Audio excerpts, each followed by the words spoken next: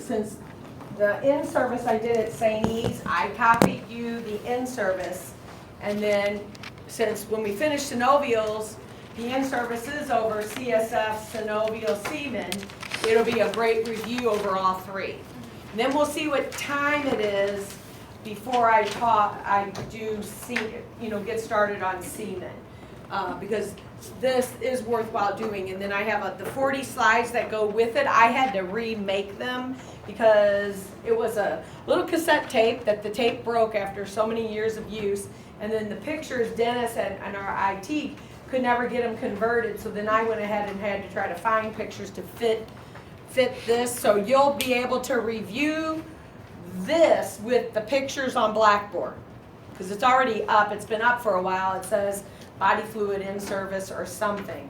So this would be a good way to review. Plus, it has a lot more details, than our PowerPoints. And so we'll flag, and then we'll just see if we get to semen. We're going to finish up, whereas this is what I was talking to Diane about next week. Oh, yeah, who has the other book? Because we didn't get them switched out, and we should have. So Jen gives hers to Deshawn, and Elizabeth gives hers to Patricia. And then bring them back tomorrow. Okay? Because it's just worthwhile to look at all their pictures that they have in these CAP books. And I noticed already there's a little bit something different on here from the textbook, but we're going to still go by what it said in the PowerPoint. Do you remember on serous fluids, what was the white count if you called it a transudate? If you remember the white count, less than something? Less than 300, and then it was greater than 1,000 for an exudate. Here they have it as less than 1,000 is a transudate, greater than 1,000 is an exudate. So I don't know, it might be just as easy to keep it like that, because then you wonder, well, what's it mean when it's 300 to 1,000?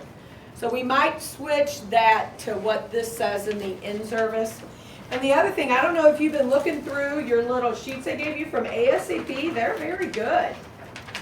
They're very, very good on all the spinal fluid, then they go about meningitis, then they do transudates versus exudates, a whole graph, then they do normal cells, abnormal cells, then they go over the body fluid cells, and then it ends with the categories with the synovial fluid today, right in this all on little single index cards that I copied. So before this test, you would want to take a look, over CSF, serous, and synovial, because very easy chart to study. And it even goes over synovial crystals, and then it talks about semen analysis before it gets to amniotic fluid. So those little charts really do help. Okay, so what was the disease state for this week's test?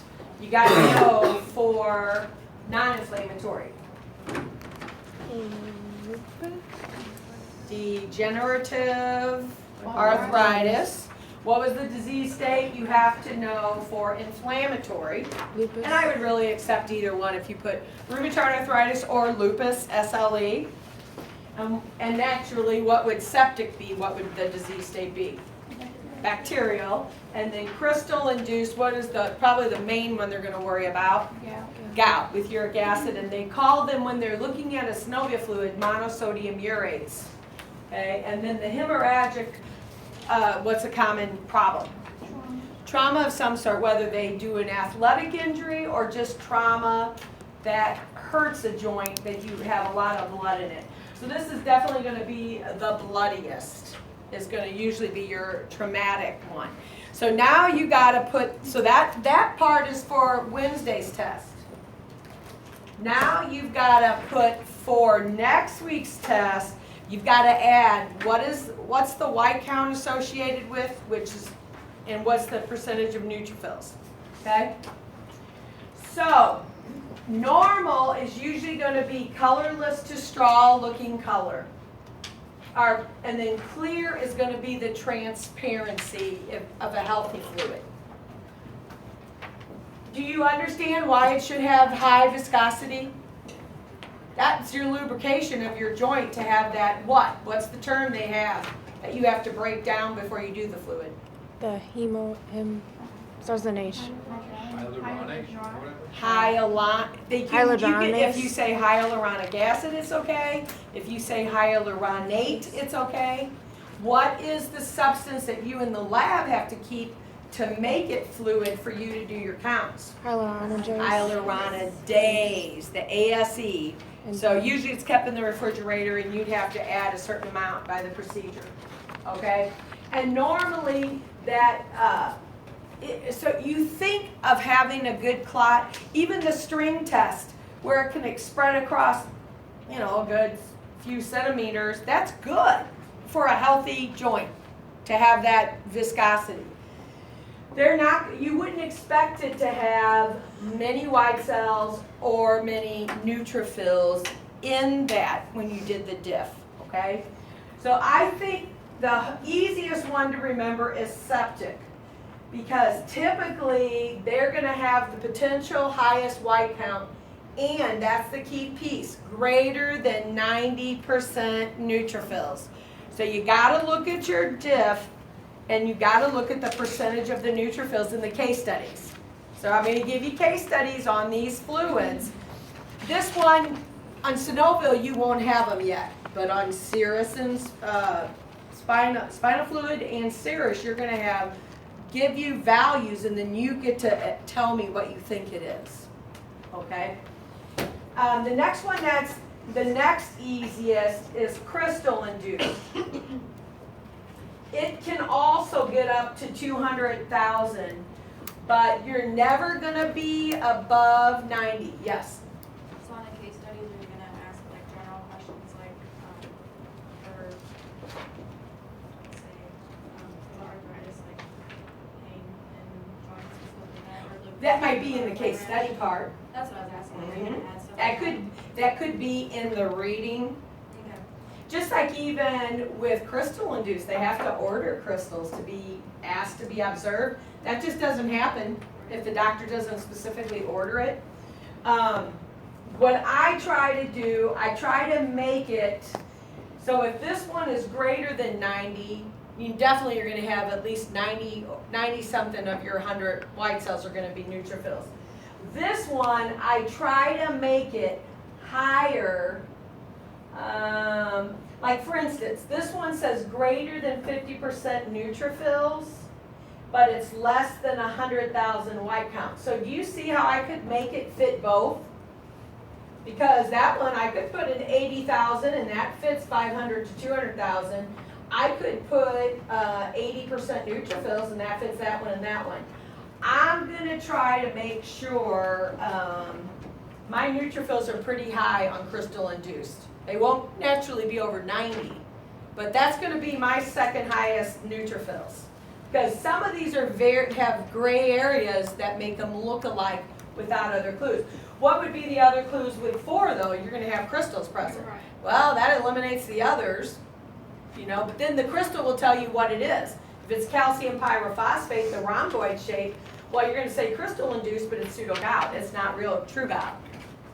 Or if it's monosodium urates, then you'll say, oh, it is group 4 crystal induced, but it's the uric acid problem with monosodium urates. Some of them get tricky. Even if you look at this one, do you see how I could make non-inflammatory on the counts look alike? This says less than 1,000. Well, that 150 is less than 1,000. This says less than 30%. I could say 20% neutrophils and it could fit. So if I give it where it's close, let's say I give you choices, and normal is one of the choices. If it really is truly a choice that fits either, then you get it right. You know, if I give you 20% neutrophils and I give you 100 white cells, that fits both of them, so how can I mark you wrong? So if you pick one of them, you get it right. So we'll make it fair like that. If it actually fits a couple patterns, as long as you get one right. So I'll try to, Non-inflammatory is where you just have degenerative, where it just manually wears down. And a lot of people who are athletes, their knees really go get shot just from the wear and tear of all the sports. Inflammatory, you always want to think maybe if you put it underneath their antigen antibody, you're going to learn about autoimmune disorders with Diane, and rheumatoid arthritis and lupus are the antigen antibody complexes that don't get cleared and they settle out on the joints and cause the pain and inflammation. If it helps with inflammation to think antibodies, the rheumatoid arthritis and the lupus all are induced because of these antigen antibody complex. You're attacking something of yourself. It's IgG with the RF, and it's called ANA, the anti-nuclear antibody. You're attacking the nucleus of various cells. So one of the things, you could see the difference here. If you did a string test, it's not going to have that nice string develop. If there's poor viscosity, you're not going to have a string. This one is not there at all. So here, you'd almost have to add, especially on these two, that the string test, it was poor viscosity. Then you know it's not a normal fluid. So I'll look for ways on case studies for the next test to give you clues that would go with it. So I think these two are the easiest, just because septic's the highest whites, highest neutrophils. Crystal induced is very high normally, but you also have the clue of the crystals. Hemorrhagic, it should make sense that that's going to be the bloodiest one, because the red or brown, cloudy, if you hear the term xanthochromic, where'd you hear that term before already? Increased With what fluid? red, urine? Or The CSF, when they have red blood cells break down, and it's that pinker, bright yellowish color to the CSF tubes. So it makes sense if you have trauma, you're going to have blood. So this is going to be your bloodiest. It also, if you see, could fit, if I had a 50 count white count, it fits those three. If I had 25, let's say I had 20 neutrophils, it fits those three. So what would be a good clue here? You had a bloody knee fluid. There's a good chance it's from trauma when it's bloody. So I'll try to give you clues because some of them are hard to distinguish. This is the only one that has the high viscosity. The rest are either decreased or absent. So at least on the string test, which kind of reflects viscosity, you have a clue. All of them have some kind of cloudy when they get to the disease states ones. So you know a clear fluid is not any of them. So that the cloudiness helps as well. So you're going to have to study the cell counts from, so you know a disease state now. Now you got to know your white total count and know your neutrophil percentage. Okay, on your, and I'll try to come up with something at least in the case study that gets you going in one direction when they're so close. Or I'll at least, like if I put 200 white cells, and if I put 200 white cells and 40% neutrophils, it doesn't fit either of these because of the neutrophils. Then the other clue would be a bloody fluid. So I would maybe make a chart and put your white counts for all 5, including normal, and then put your neutrophils in all 5, including normal. And that'll be for test 6. So all you have to know out of Synovial so far for test 5 is a disease state associated with each group. So this is kind of just, I don't know if you're going to go any place that does the glucose value on their Synovials. I doubt it, but that is a choice that the lab could do a test off the glucose off the fluid. And those are just kind of recapping. each group. So if you don't like the chart, then you kind of got each slide with each group. I would not study glucose at all though, because I don't really think you're gonna see a lot of labs doing glucose. So far we've had 2, 0 to 10, 0 to 10s, and 0 to 4. Hasn't been very helpful as far as distinguishing them. That might be on septic you had a higher glucose. The other thing about septic, you could add in the fact of microbiology where they can do what is called a wound culture, and sometimes fluids can be part of what are called wound cultures, and you could see if they have positive cultures for a certain bacteria from that fluid. Shouldn't in septic the glucose be lower because the bacteria are eating? This is in the bloodstream, so I'm not really, well, I mean on the fluid, I'm not really sure why. I mean, we can look and see what it says in the book, but that's the only one that's been different. I understand what you're saying because of urine. So before we switch to semen, we can go ahead and I'll look before we switch to and just see. Septic is where there's bacteria in the blood fluid too, isn't it? Not necessarily. That's not why they're It doing doesn't blood mean culture? if it's in the fluid that it's also in the bloodstream, especially on a joint. A joint could specifically be just bacteria was introduced to that joint area. We have a neighbor who fell down a flight of stairs and needed a knee replacement, but he got staph so bad after the knee replacement they had to take the knee out that they put in and put just the straight bar in it. So, and because it was Staph aureus and it was MRSA, he can never get that replaced. So he has to walk around with a pretty well straight leg, and that was totally just in his knee. He didn't have Staph aureus in his bloodstream or anything, but it was introduced. You can see why sterile prep for any joint is going to be really critical, and Staph aureus in the knee joints are become a big deal. And it's probably happened 10 years ago, and he was fairly young when it happened, and that's the problem. So at least we see glucose is higher on the 2 that have the highest white count, because this is up 0 to 80 on the crystal induced as well. So these are just recaps, and everyone that isn't had the high white count is actually a lower glucose. This is the next highest one with up to 20 with hemorrhage. But I totally doubt if anybody will do a glucose on a synovial fluid. Your total protein and your LD on your serous fluids, I think you'll see. I don't know how many of you will see lactate levels or lactic acid levels done on spinal fluids. I know you'll for sure do the glucose and the total protein. So I'm not really sure what you'll see, but I totally don't think you'll see anybody doing glucose on it.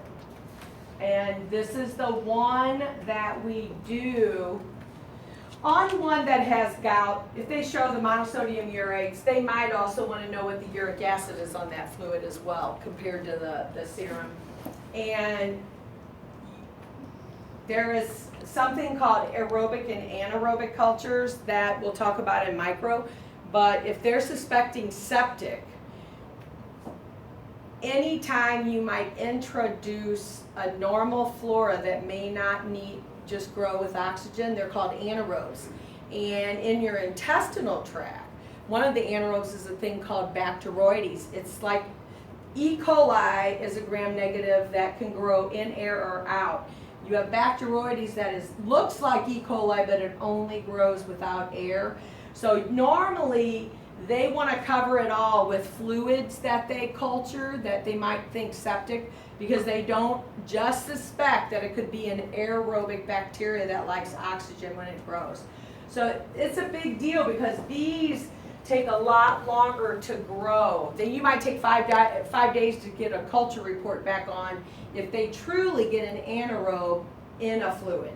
Normally you think of anaerobes, if there's any way an anaerobe, and there's even one called propionibacterium that's on your skin, even though it's considered an anaerobe, that's a culprit for people who don't do the sterile prep right on their blood cultures.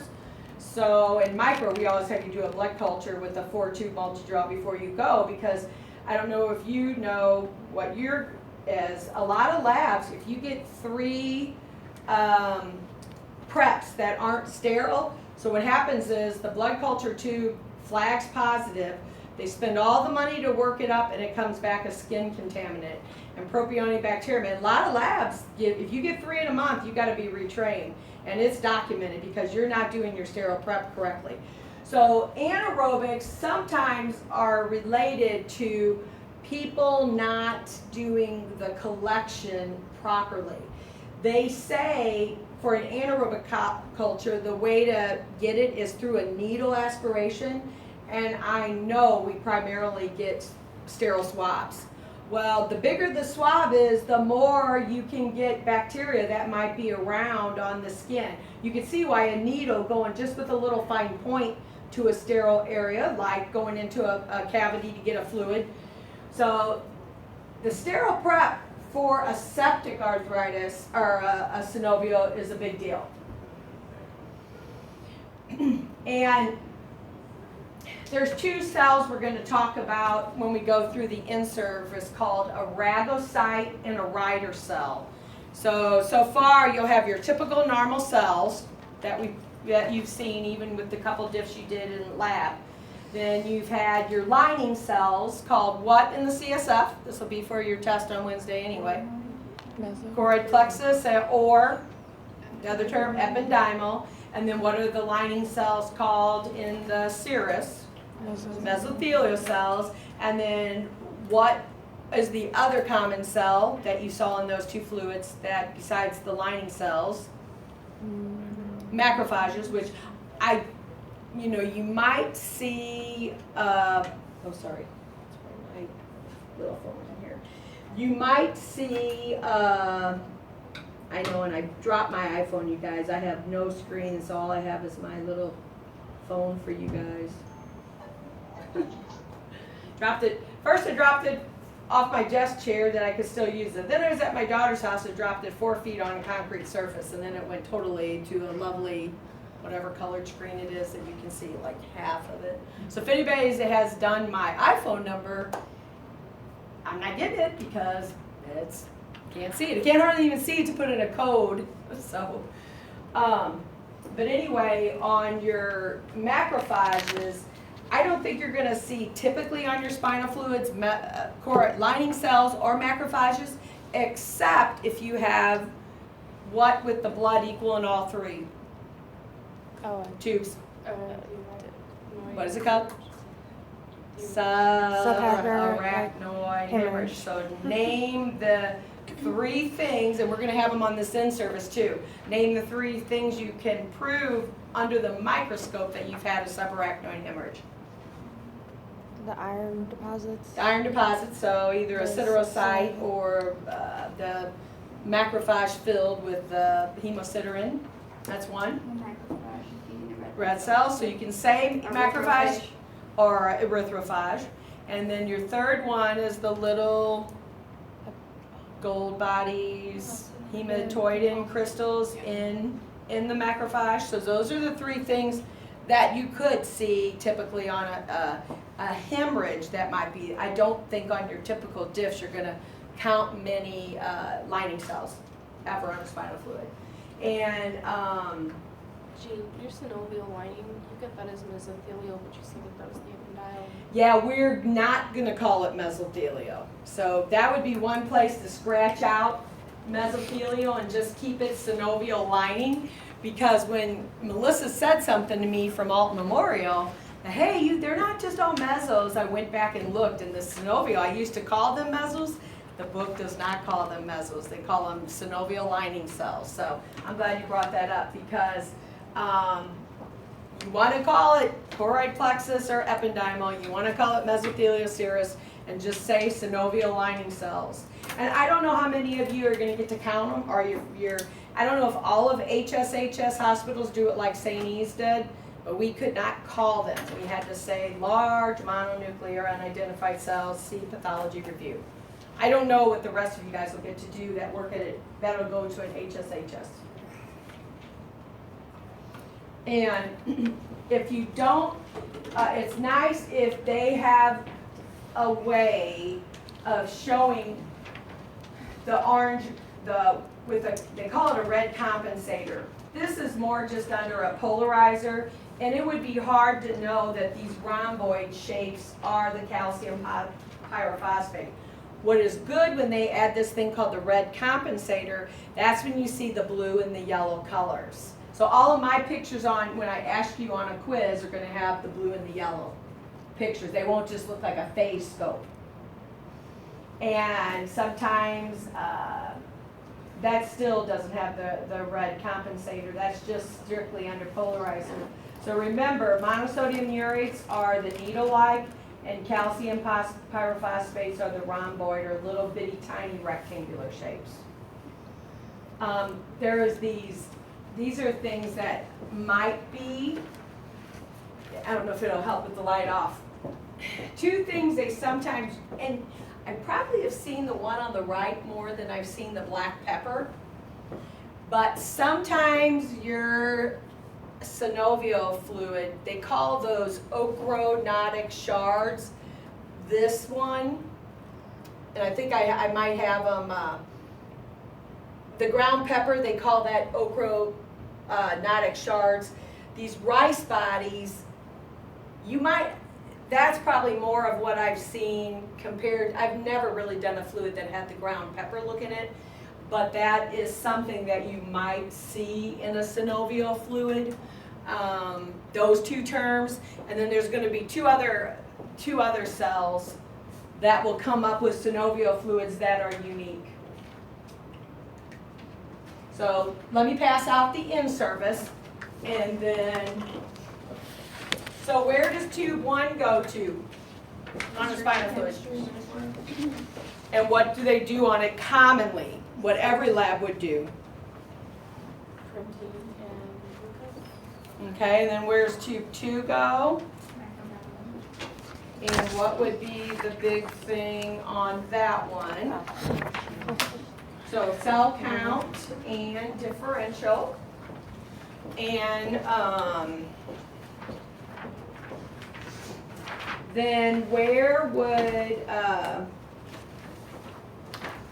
what would you expect when it be a bacterial meningitis?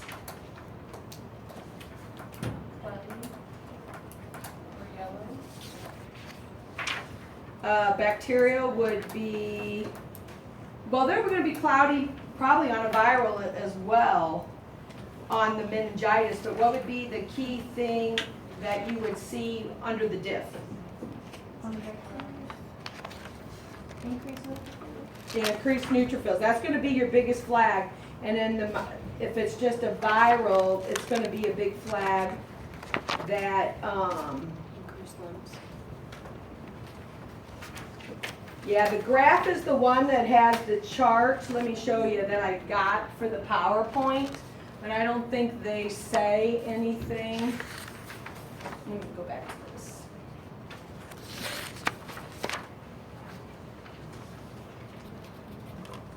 So this is where I got the chart, and that's where it flags the glucoses. So it doesn't look like it says much. It just says synovial fluid glucose levels should be interpreted using serum glucose levels. A fasting specimen should be used, or at least one collected 6 to 8 hours postprandial. You know what postprandial means? 2 hours after you've eaten a set amount. Normally, synovial fluid glucose levels are less than 10, lower than serum. Joint disorders are classified as infectious, demonstrate large decreases in synovial fluid glucose, and can be as much as 20, oh, I put this in wrong, as much as 20 to 100 less than serum, which blood, oh, I see what this is saying. No, I don't see how this is saying. This is going blood to synovial.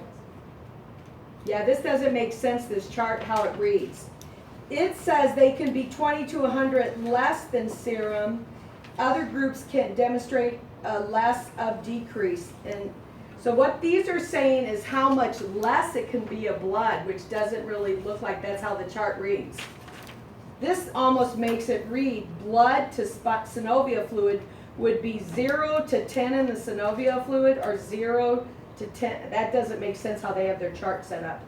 They're trying to say it should be 20 to 100 less than your serum, but I don't think that's how the Well, that chart. would make sense if It would there make was an infection. sense, but I don't think it reads like this, their chart. No, not, there's some sort of typo going on.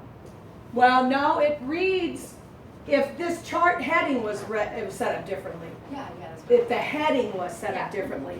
But this is saying these are less than what the serum should be. But this, so if you want to say, maybe put up here, say this amount is serum minus fluid. So what they're saying here is serum minus 100 of the fluid. There would be 100 less. But, so I don't know, maybe you want to change that heading to say you subtract these numbers, the highest number, from your serum glucose. So here you would take, if your serum glucose was 110, you'd subtract 10. It's only decreased by that much. Here it's only decreased by that much. Here it's only decreased by that much. But here it says in the book it can be up to 20 to 100 less than the serum, which most of us don't walk around with 100 glucose. So you're saying so their chart heading, I think, could be different right here. So just think that you subtract the highest amount from your serum glucose. Okay? So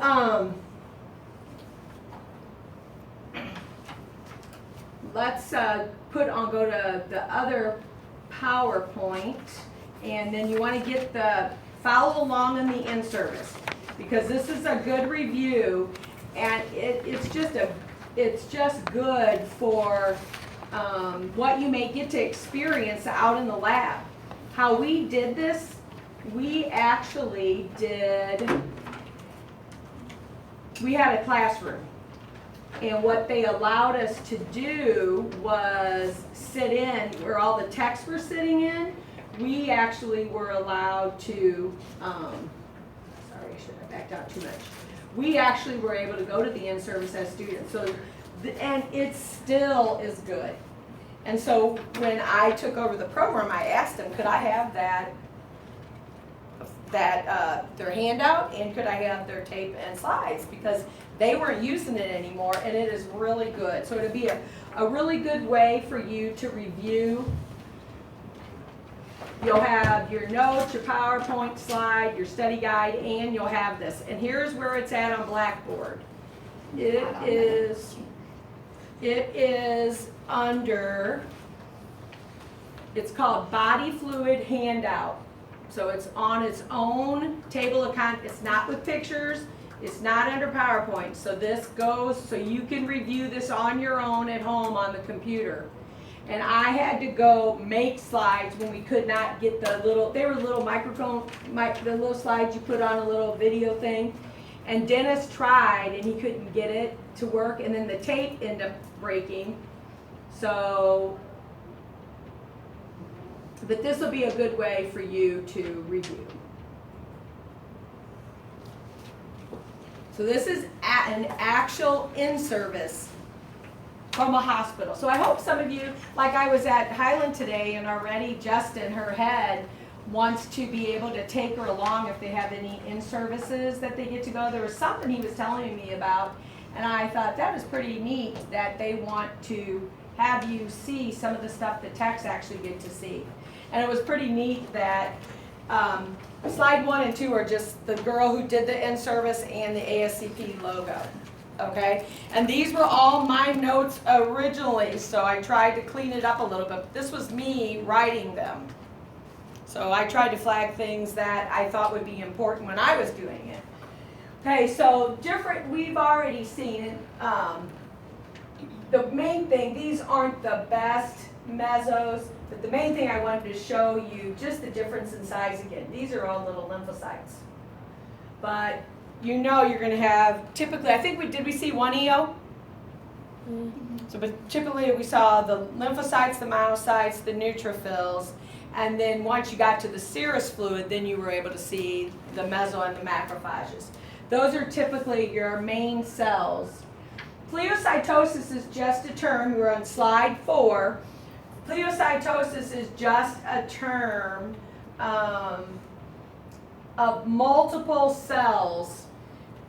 Typically, you wouldn't expect a lot of cells in a body fluid.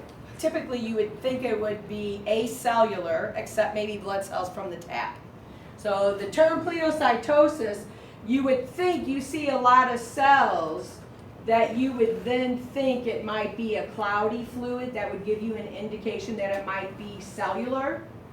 So that's the only thing that means is cells in a fluid. If you're lucky enough, you're going to see this more when we do gram stains in microbiology. I get them from the hospitals, and sometimes they do give me fluids that have positive bacteria in it. But this would be an example of strep pneumoniae. So where you're at is slide 5. Bacterial meningitis, I kind of cut off the Streptococcus pneumoniae if you want to write that in. You'll learn in microbiology that Streptococcus pneumoniae is, so what is so funny back there? You guys have been smiling back and forth almost the whole class. So is it something you're making fun of, or is it something what? Oh, I've had hiccups and they hurt. I mean, because I keep you guys smiling back and forth and stuff, so as an instructor, that is actually, and you would feel that way too if you were up here. No, it's not you. She's trying not to hiccup, and it's like violent, and I'm laughing at her because she's trying not to. Just Okay, because I mean, you've been smiling almost the whole time Sorry. and looking at me, you know, as like, that makes a person feel like, okay, what's up? Okay. Anyway, Streptococcus pneumoniae, when you get a gram stain, what would you say about the white cell would give you an indication that it might be an infection? Can you tell what the white cell is on both slides? That one's not as clear as this one, but what is the white cell? Neutrophil. They're neutrophils. You see all the lobes. Right away, I don't care what you're looking at. If you see a ton of white cells, whether it's in the blood or it's in a body fluid, whether it's a gram stain, you should be thinking of bacterial infection. Then, this would be what they see. You get a fluid and you have a culture. This would be what you see on the culture gram stain. You as the tech would read this and report. You're going to have many neutrophils, and I think you only have to have 5 organisms per high power field or per oil before you'd say many. So you're going to call this is hard for you to see back there, but when you look at it on a computer, I hope you review this on your own computer and pull it up. These are diplococci, and you're going to learn in strep pneumoniae is one of the second groups we get to, the streptococcus. They are not just nice little round bodies hooked together to be diplococcus or cocci. They're lancet shaped. So you're going to learn different terms that help. And then they tried to pull these up and magnify them, but they're little bitty pairs. And I would bet, I mean, this is a bacterial meningitis, but if I had a pleural fluid on a serous fluid, would make sense when you have strep pneumoniae causing your pneumonia, which is just one of the things that can cause it. So this is a big clue, you know, but many times, you know, if I was doing a spinal fluid and this came back, you're thinking, great, my white count's going to be higher, I know it's going to be cloudy, I know the red count will only be high if the tap was a traumatic tap and they had trouble getting it. But this would be a big clue for you if you had this bacteria show up.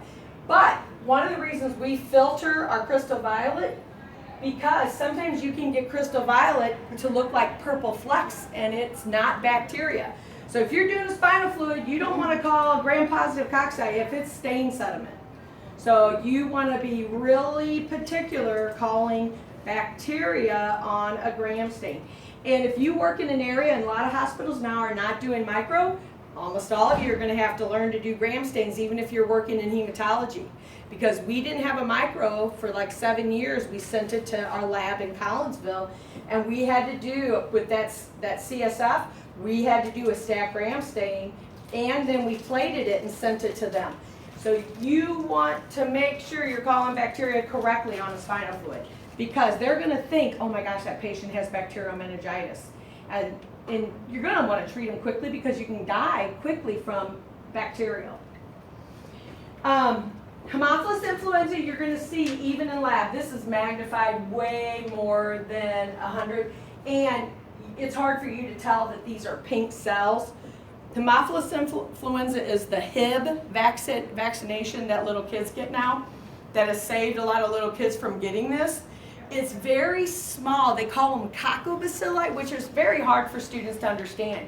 You have a cocci and a bacillus, and the coccobacilli is very hard to distinguish that that's bigger than a cocci. But once again, these are a little faded with the light on, and these white cells are very hard to tell, but they are very small, what they call them coccobacilli. And remember the spinal fluid bacteria you got to know for the bacterial antigen? That's for test 3. Anybody name them? We've already just named 2 of them. Strep pneumoniae, Haemophilus influenza, Group B strep, N. meningitis ACY, and N. meningitis B/E. coli. So you would love to have the bacterial antigen panel because it should be positive and should tell you exactly what these organisms are. I don't know why labs have gotten away from using that. Gateway's the only one I know that still does that test. So Katie will get to see it. Now this one, and I think it will turn off. The little stuff, this one is just, the next 2 are, I have it marked off, but I actually found, I just went ahead and found spinal fluids that had, all of these are bacteria. So all I ask is you try to take this handout and sit at a computer and try to look at it with a computer screen, not one blown up, magnified so much that you can't see very well. Once again, what do you think the primary white cell is here? Neutrophil. A lot of these have the multiple lobe, and all of these are the bacteria. And the most dangerous to the patient, one, a malignancy, a brain cancer, was going to be worse than, not necessarily worse than bacterial meningitis, because you can die in hours of bacterial meningitis, but usually your prognosis isn't good if you have a brain malignancy. This is another, all these are little bacteria as well. Sometimes you'll get clumps. Staph aureus is known for being in grape-like clusters. Streptococcus is known for more being chain-like, other than pneumonia, it's diplo. So you'll learn in micro how certain shapes or arrangements give you clues to what organism it may be. So these possibly could be clumps or clusters of Staph aureus. Yes? Do only 2 types of bacteria cause meningitis? No, we just named them. Oh, the 5. That was the. That's not, and even staph. Staph isn't even tested for, but it could be a meningitis. And there's really not saying that any bacteria, if it gets into your spinal fluid, could cause a meningitis. Those are the main ones they have found, so they test for those. But Staph aureus can be about anywhere. That's just a bad one. What do you mean by infected shunt? Shunt is probably what they collect it with, the fluid, and they maybe the procedure, but it just is the fluid has bacteria in it. So don't get confused. That's just their terminology. It's probably what they collected it through, and it was taken from whatever the collection was from, but they call it an infected shunt. Viral meningitis, your typical cell is going to be your lymphocyte. You do see, that's probably just a cut through lymph. That might be a mono. This would be an example of a potential large mono without vacuoles. But the predominant cell here are your lymphocytes, okay? So viral typically is more lymphocytes. Ependymal or choroid plexus. This one, they're starting to get tiny bubbles. Remember, they can become macrophages. This might be the biggest one that it might go with a macrophage, but overall, these are your lining cells that look flat. They don't look 3-dimensional. it's not easy to see how much cytoplasm is around here, but there's actually a lot. So remember, your lining cells are more fried egg appearance, very homogeneous, similar looks. Your malignant are more three-dimensional, not homogeneous, very high NC ratio, and normally, unless it's a reactive lining cell, they're typically more basophilic or bluish. Plasma cells, remember that we're on slide 11. Example would be your multiple myeloma, but the perinuclear zones are the key. So that's a clue. And multiple myeloma would be an example of a plasma cell dyscrasia. Number 12, and I think you might be able to see it better on the computer when you look at it, but there's some good nucleoli. Do you see what I mean about very basophilic? Just the bluish color overall. And like this one, you hardly see any cytoplasm, and it's a very soft chromatin. It's not usually dense and clumpy. So remember, the things you learn in blood, you still want to transfer and use with fluids. C1 leukemia is usually pretty homogeneous, the type of blast, but you do see, if you look closely, there's some good nucleoli, and it's a softer chromatin than your typical. The majority of these have a much softer chromatin than your typical lymphocyte, but L1 is probably, of the three leukemias classification, L1 is probably your one that looks closest like a regular lymphocyte compared to L2 and L3. But all you got to do in most labs, well, if you even get to call anything, you definitely on day shift would want to see a pathologist. Have someone look at it as well before you go report out a malignancy or an immature cell. So at least for us, at least you want to at least say, hey, I have an immature cell, I think. It's not a typical, normal white cell or a typical dense chromatin lymphocyte. But keep in mind, everything you learn in hematology for your blast, you want to use that for body fluid cells. You think of these as regular cells from the blood getting into the fluid, okay? L2 is considered heterogeneous, meaning they may not all be the same size. You might have some smaller ones, and then you might have a blast that's very big. So you think of L1, very homogeneous blast, L2, very heterogeneous, where the size varies. But once again, you should have a lot of nucleus compared to cytoplasm. You should have some nucleoli, and usually very basophilic. Jane, before you take that picture off, is that nucleoli? Are they vacuoles? Or are they? Those are vacuoles. These aren't the nucleoli. Those are vacuoles. But try to see if you can look at this on at home. Remember, they kind of look like little clear circles or clearer circles in the nucleus, but they're not vacuoles. They're not white holes. You're nucleolus. Now, Burkitt's, L3, I think, is the easiest one of the three lymphocytic ones. That one is distinct. And this picture doesn't show it, but these are some huge nucleoli. I find a lot of the pictures on Burkitt's, if you just look up Burkitt's lymphoma or leukemia, the nucleolus almost have a reddish tinge to them. They are weird looking cells. But do you see how heavily vacuolated? And they're almost all tiny, small little vacuoles. So I think L3 of the lymphocytic leukemias, to me, is the easiest to identify just looking at a slide.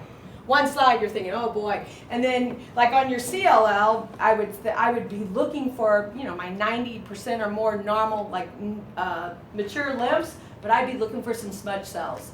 Those reddish blobs that it's a died-off cell, that's classic with CLL.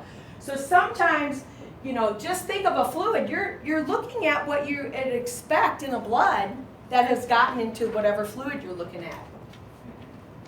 But for me, as long as I'm just happy if you can say, yes, it's an immature cell. because you're going to have pathology review on most body fluids, and some labs won't even let you call the macrophages and mesos. You'll have to just call them unidentified large mononuclear C pathology and let them call them. So your erythrophage, all these are red cells and it's kind of being gobbled up. It's just blown up greatly. But remember, you got your erythrophage, your siderocyte or hemosiderin in your macrophage, or you have the hematoidin bodies that show there was blood, the subarachnoid hemorrhage. So this is the siderophage or siderocyte with all the iron precipitate from it being degraded. So that's your second clue. And then it's harder. This one's a little body. I think that one's a body, and that one might be a body. It's a little hard to tell those. Hematoidin. Also, there are also the iron precipitate out in them as well. And I've heard the hematoidin crystals called either way, hematin or hematoidin. I will accept either on your practical. I mean, when we do the slide test to start, either one will be okay for me. Hematin or hematoidin crystal. Now, Cryptococcus, the neoformans, so on slide 18 or 19, this is the one that's classified as the most common cause of fungal meningitis. Most of you, if you want to write next to this, most of you will probably do a test called the cryptococcal antigen. How do you spell that? Well, you have Cryptococcus right there. Just instead of the US, add AL. Cryptococcal antigen, a lot of you will be exposed to that. You may not get it in serology, but you'll get it when you're in the micro department. And they're a capsule, and remember this, it even flags on slide 19, the India ink. So Cryptococcus neoformans is the most common one associated being found in the spinal fluid. And the India ink is a special stain to show the capsule. And that's just blowing it up, trying to show the encapsulated Cryptococcus, probably 1,000 magnification. So you would want to know the fungus, common fungus, Cryptococcus neoformans, and most of you will get exposed to the serology test kit. Now, pleural fluids, I thought they gave a ton of great information on serous fluids. On under slide 21, I thought this was a really good part of the in-service, was all they tried to tell you. Now, this is where I think we're going to switch to this. If you look under classifications of effusions, do you see where I have, at the bottom of the page, less than 1,000 white cells in a transudate and greater than 1,000 for an exudate? I would put next to that no.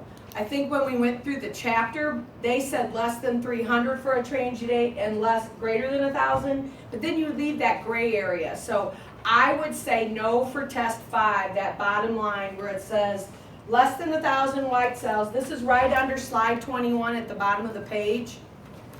And then greater than 1,000 exudate. That way we won't have that gray area. What if I said 500 cells? What do you classify it as? So that's the one piece I want to go by what this says. Now, I'm going to test you. Look under classifications of fusions where it says specific gravity less than 1.015, total protein. Those are the actual values, less than 0.5, and the LD less than 0.6 on the ratio. I'm just keeping it at 0.5 just for our sake, but they are the actual ratios, the 0.6 for the LD and the greater than if it's an exudate. We're just going to keep it at 0.5 for your sake for remembering. But I think it makes sense on the white count to keep it less than 1,000 and greater than 1,000. So I tried to just circle them and put it in a nutshell instead of saying, okay, now I got to look at plural. Less than 10,000 reds, greater than 10,000. And I'm not worrying about the reds. We're just worrying about the white cells.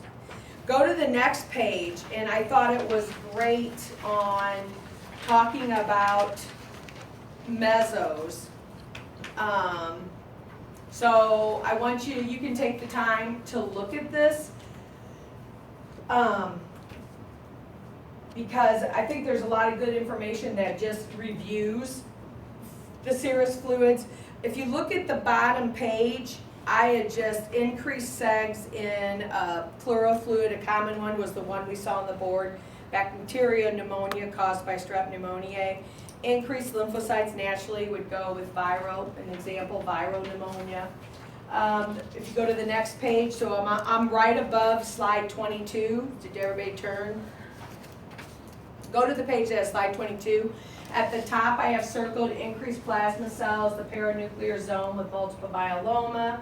Then eosinophils, the pinkish red granules with parasitic infections. And then if you look at peritoneal or acidic fluid, I flagged increased segs with bacteria peritonitis. So anytime, if you get some kind of perforation of the abdomen that gets the intestinal tract, that'd probably be your most common reason you're gonna have peritonitis. Increased lymphs, I put congestive heart failure as something that's associated with a peritoneal fluid. And then eosinophilic gastroenteritis would be the eosinophils. So I just tried to flag some. But I liked what it's on slide 22.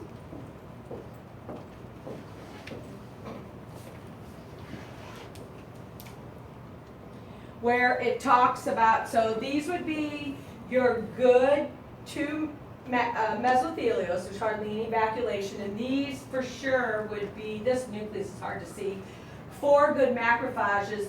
What would you maybe call this one? Mono. Probably a mono, because it's smaller, like a regular size of a typical white cell. But overall, though, it doesn't hurt it if you would classify it as a macro or you called it a mono. It didn't do anything bad for the patient. They don't mean anything bad for them. But I like some of the descriptions. If you'll look under slide 22, characteristics of mesothelial cells, and they're benign, meaning they're not bad for you. They're not clinically significant. It says appear singly or in clusters, are large in measures between 12 and 30 micrometers, abundant cytoplasm, usually light gray, and it can be a deep blue if they're more reactive mesos.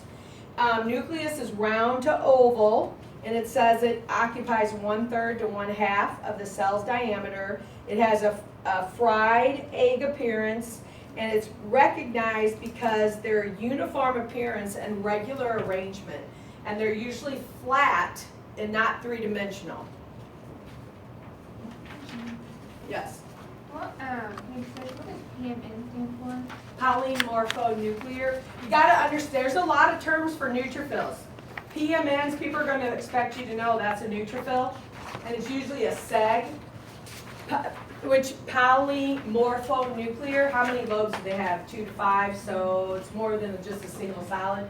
So if you hear the term PMNs, you hear the term segs, it's all one and the same. Neutrophils. Now, macrophages, or sometimes they call them histiocytes in tissue, they can vary in size and shape. They can have, be 15 to 20, and this micrometers, we don't have any micrometers on our scopes, but some labs may have a little ruler. And where that comes into play, any lab that did parasites, how you determine what parasite egg was that parasite was measuring the egg. Sometimes that helped you guess what that parasite group. I don't know if any of you will get to see an actual ruler in their scopes, but it's called when they say 15 to 25 micrometers, that is, you could measure that cell with the little micrometer if it was embedded in your scope, okay? So they are usually associated with phagocytosis. Nucleus can appear round to oval, indented or convoluted, and they can vary from few to many are considered benign. One of the things, I wanted to see if it says that. For me, we're always going to go with, I circled it, frequently vacuolated. For me, when you're doing your diff on them, you don't call them unless it's heavy vacuolated. okay?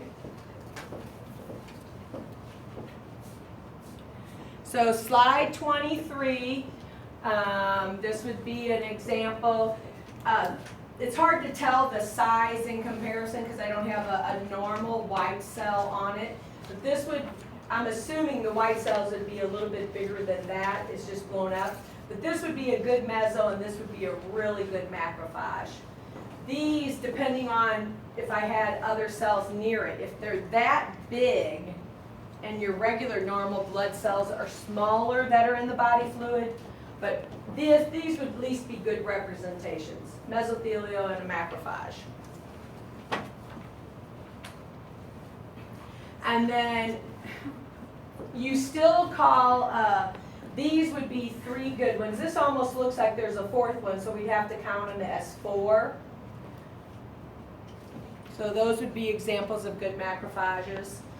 Slide 25, this is just showing when they clump together. Remember how we counted them per nucleus. So here you count 2 here you count 3, here you count another 3.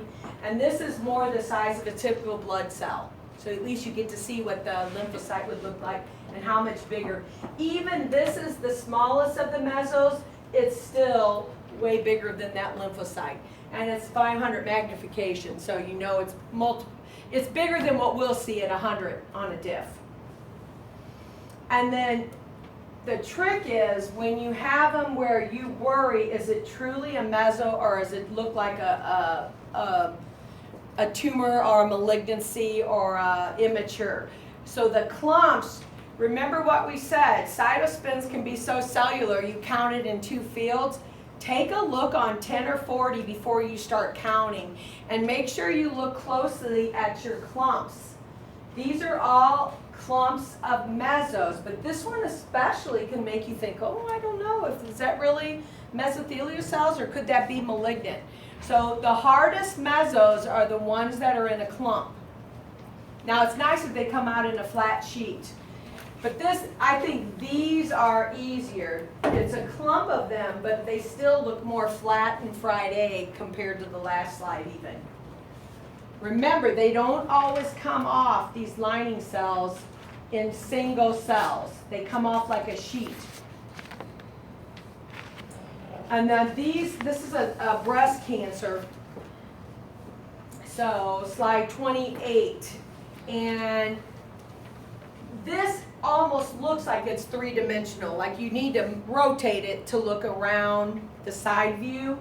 So this is actually, I don't know if you'll be able to see nucleoli better when you get it on the actual scope, but this one doesn't just look like a flat that came off. It looks like you might want to look at it at all sides. That is a clue that it's 3-dimensional. And remember, any clump, you got to try to focus through and look at it when you see it for real in the lab. These are some more malignant cells. This is a type of, there's a macrophage that gets like a big bubble, like you're popping a bubble of gum inside its cytoplasm, like one huge vacuole. They call it a signet ring macrophage. But these are actually breast cancer cells. Or I guess that was the slide before. These are just other ones from a pleural fluid that was malignant. This is some more of the signet ring. This is on slide 30. This is in a peritoneal, and they just call it a signet ring macrophage. And it by itself, it's benign. It just says on the bullet, considered benign, however, large numbers of signet ring cells together with malignant cells are indicative of a cancer called adenocarcinoma. But you'd have to have both. You'd have to see immature cells and also signet ring. But you'd have to have, these by themselves wouldn't signify adenocarcinoma. You'd have to actually see them. But they just look like a big vacuole. Instead of multiple mini vacuoles, it's one big one, like you could pop it. And they're called signet rings. So you should be able to identify what is a signet ring macrophage. This is 31, just a clump of mesos. And I don't know, in magnification, but there you have a good neutrophil to the left of it, so it's way higher than 100. And then this is a clump of malignant. And one of the things, you get variation in color. It seems a little bit deeper basophilia here. Then you get a softer chromatin and a lighter blue here, a little bit. Remember, and it almost looks like the ball goes around and not just flat across the screen in a sheet. So that would be an example of that. That's not malignant, that's your mesos. And then that is malignant. That would be immature cells. So remember, clumps are going to be your hardest, especially if you can't see individual cells very easily. Hey, Jean. Yes. Slide 30, like is that just space in the? That's a vacuole. Is there just space? Yeah, the big vacuole. That's what it's just a big vacuole, and they consider them a signet ring macrophage. But yeah, that's just a big vacuole instead of multiple vacuoles in a cell. This is another clump of mesothelial cells. All these are just flat fried egg appearance. This is a clump of malignant. Once again, here you kind of see the nucleolus kind of without in there. There's a couple good nucleoli. And there's one there. So it's kind of tough. You kind of see a few in this deep, the basophilic area. But remember, don't sweat the stuff that isn't harmful to the patient. But don't blow something off that you think, oh, I bet that's just a clump of mesos, without at least having another tech look at it, or saying, I want to hold it for pathology review if you're working evening shift or night shift. Remember, you want it to be right for the patient. Just don't think, oh my gosh, I can't leave this. I would rather say, hey, there's something on the slide I'd like the pathology to review in the morning than to turn out something wrong because you want to get it turned out. Peritoneal, we're on slide 35, which, there it is. Okay, so typically here's some bacteria. And it makes sense that there's a lot of bacteria if it's a peritoneal fluid, if it's septic, and the neutrophils give you the clue in the bacteria. And then this would be a peritoneal fluid that had a yeast infection. You have your budding yeast, and then you have, they call it the pseudohyphae, or the mycelial elements. So yeast could be what is causing the infection. And then there's a synovial fluid cells. You might typically see a mono. You might see, typically your most common cells are going to be what? Your normal blood cells. So don't think, oh my gosh, it's going to be terrible to do fluids. If you already know your normal blood cells, you're good on most of your fluids, other than a mesothelial and a macrophage. You're not going to get many bad ones unless you work at a place that is known for treating cancers and malignancies and getting a lot of patients. Typically on your normal hospital, you're not going to say every day you're going to get a fluid that has malignancy or immature cells in it. You're going to get your typical white cells. This is the two cells, if you look at slide 38, that are also, and I would put by the registry. I don't know if I might put them on a slide test, but I'm not going to ask a question on here. Starting on slide 37, there's great information about the synovial fluid that kind of recaps what we already did in lecture, just like there's great information on the serous fluids with mesos versus malignant. But on slide 38, the bottom two I have with like an arrow, it says Reiter cell. It's a vacuolated macrophage, and these are in synovial fluids potentially.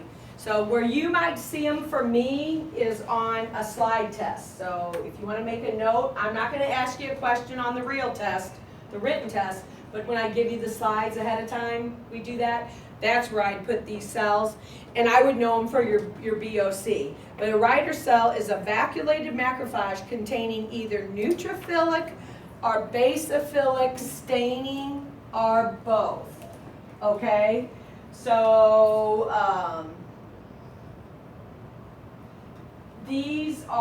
this is what they're considering the neutrophilic or basophilic staining material.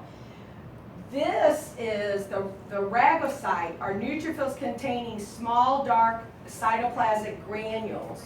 So this is probably the best two. So just know the two R's are potential cells you could see in a synovial. I'm not going to test you on my test other than maybe I'll put them on a slide test. But those are, if you hear a rider or a rhagocyte, if you can at least remember that goes with the synovial fluid that might be present. I don't know if you'll see them for real. I never saw one in any synovial fluid I did, but I can't guarantee you won't see them. And then the last two slides are the crystal, group 4. So these are the monosodium urates. And they even talk about this, all synovials should be examined under polarized light with color compensation. And they even said a first order red compensator is placed between the polarizer and analyzer and separates light into slow and fast vibrating components. As long as you know they have to look at it with a polarizer, and the red compensator helps you to see the yellow and blue color, which really helps. Yes? Is it still just uric acid crystals? It's just a different shape and it's in a different No. fluid? Yes, this is, you call them monosodium urate. You don't call them uric acid crystals. But it's from uric acid? Or It's from- associated with uric acid in gouts, but it doesn't in any way look like what uric acid looks like in the urine. Yeah. Okay? So know these as monosodium urates, always still associated with gout and high levels of uric acid, but they're not one and the same on how they look in the different fluids. And they don't call them monosodium urates in the urine. Right. So know them as different, but they still link to uric acid and link to gout. But they're definitely not the same. No. And then the calcium pyrophosphate are the little rhomboid shapes. And they're always the yellow and blue. So that's something, so remember it's the CSF, the serous, and spinal fluid is only through knowing a disease state from a category, from each category, okay? So, your test next week will have more in depth about synovial, where you have case studies. So you won't have a ton on synovial fluid on this test, but I'm gonna make you do calculations again too, okay? So you still gotta do a spinal fluid, serous calculation, red and white, varying if I say no undiluted or if there's a dilution. So you still gotta do calculations in relation to those two. And then we'll add more stuff to help you decide what is the disease state besides the counts. And then the slide test, I think it will be, the slide test is going to be, I think I even included monosodium urates and calcium pyrophosphate. I thought I said on there'll be 12 again, and you get the best 10 out of 12, and it'll be cells with the spinal fluid, cells with the serous. So we know you could do anything with subarachnoid hemorrhage, the erythrophage, siderocyte or siderophage with the iron, the hematoidin or hematin crystals. You could do bacteria for bacterial meningitis, viral with lymphocytes, and neutrophils for bacteria. If I give you a lining cell and say it's CSF, you have to say choroid plexus or ependymal. You can't say mesothelial and it will be wrong. Then if I give you serous, you got to call it mesothelial, and then you have to call it, either of them you could say a macrophage, but I'm not going to put a regular macrophage in a CSF. I'm going to do like a erythrophage if it went with subarachnoid hemorrhage. And then these two crystals are already you're going to have to know. I won't put rider or rhagocyte, but you should know monosodium urates, and you should know calcium pyrophosphate. Okay? So what we'll do tomorrow, I don't think I have you to the afternoon again because I forgot Diana's still teaching blood draw at noon. we're gonna practice, I'm gonna go to the hospital and see if I can actually get a pleural fluid or one of the serous, so I can doctor it up to add blood cells, but I wanna see if you can see how big a lining cell is when you're doing the count. And for us, when you're doing the count, you're gonna still, if you see a bigger cell that looks kind of like a big white cell, but it's way bigger, but it's not see-through, it's more granular, we're gonna count it with the white cells, but it might be a meso or a macro. So I wanna try to get a real fluid, and then I might just doctor it up to give you the blood cells and typical white cells, because they just don't last long. And then we're gonna do the 4 urines. So we're gonna try to finish up sometime this week. We have semen left, amniotic, and fecal. So I was talking to Diane, my goal would be sometime this week, we'll see how much we get done after the test on Wednesday, and then take our last regular test Monday, and then our final in UA and body fluids on Friday of the 7th week. And then I'm hoping to do our practical on Thursday of the 7th week. So I'm kind of working my way toward that. So I don't have our schedule figured out quite yet for 7th week. Yes? So then the 8th week would just be Diane. Serology, and then Barb and I are going to do this training in new MLT. It's a 2-hour exercise that I have to do for NACLs. It's kind of fun. We separate it into groups, and we teach you how to write objectives that match test questions, level 1, 2, and 3. So you work with a group, you make three questions of each, you make a little practical exam, and then you draw each other. And we'll probably use that as our draw for serology practical. And I think, did Diane mention that we're going to do an encompassing practical that brings back stuff from coag and heme? Because it came up in my advisory meeting that our students are too robotic. I can run this little machine, but don't let me have to worry about anything else. We got to try to pull back and see if you can multitask and do things from everything you're going to go to that you've had already. Yes? Are you gonna have a serial deletion on test Wednesday? Nope. Okay. You're done with that. Okay. That was for my part. I just gave Diane those papers. I gave her the grades and to add for so we did that different this year. We just did that. So that's kind of my game plan. I'm going to try to finish up this week, even if I have to have Diane give me a little bit of her time after we see how far we get on Wednesday.